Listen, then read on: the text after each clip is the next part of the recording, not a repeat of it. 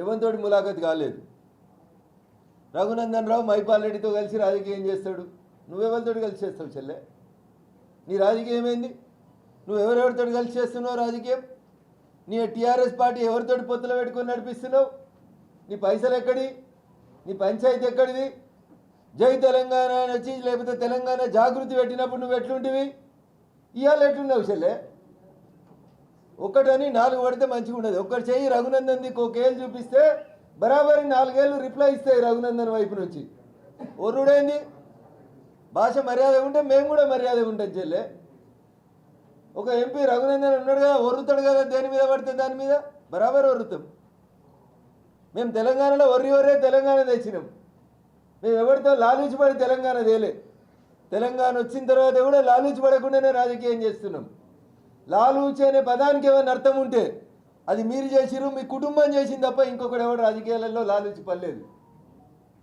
TRS అధికారంలో ఉన్న రోజులు మెదక్ జిల్లాకి చంద్రశేఖరరావు గారు లేదా కేటీఆర్ గారు లేదా నువ్వు లేదా మీ బావ హరీష్ ఏం చేసిండో చెప్పు, చర్చ పెడతా నేను. ఏం చేసిండు మా దుబ్బాకకు చెప్పు. ఒక్క మండల కేంద్రంలో కనీసం డివైడర్ రోడ్ ఇవ్వలే 10 ఏళ్లలో మీరు.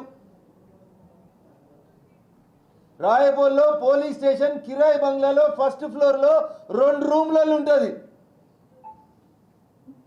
మీ నాయన ప్రాతినిధ్యం వహించే గజ్వేల్కి 10 కిలోమీటర్ల దూరం ఉంటుంది రాయపూర్.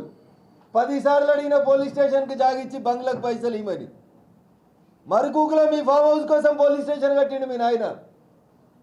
రాయపూర్లో పోలీస్ స్టేషన్ అవసరం ఉంటే కట్టలేదు. సింగూరు శుద్ధి చేయలే, కేసీఆర్ చేయలేదు. సింగూరు జలాలు మెదక్ జిల్లాకి ఇవ్వలే, కేసీఆర్ ఇవ్వలేదు 10 ఏళ్ళు.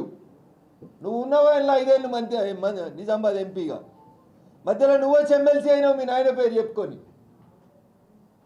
మీరు వచ్చి రఘునందన్ గురించి మాట్లాడేది.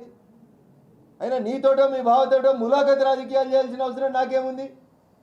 గీత గీసి దుబ్బాక ఎమ్మెల్యేగా గెలిచి వచ్చిన మీ బావతో కొట్లాడి, గీత గీసి మీ నాయనతోటి మీ అన్నతోటి మీ బావతోటి కొట్లాడి మెదక్ ఎంపీ గెలిచి వచ్చిన మీరు పెట్టిన వెంకటరామరెడ్డి అనేటువంటి కలెక్టర్ 100 కోట్ల రూపాయలు ఖర్చు పెట్టి మెదక్ ఎంపీలో 6 టీఆర్ఎస్ ఎమ్మెల్యేలు ఉంటే లెక్క పెట్టి గీత గీసి కొట్లాడి గెలిచిన కవిత ఎవరితో ములాఖత్ గెలవలేదు.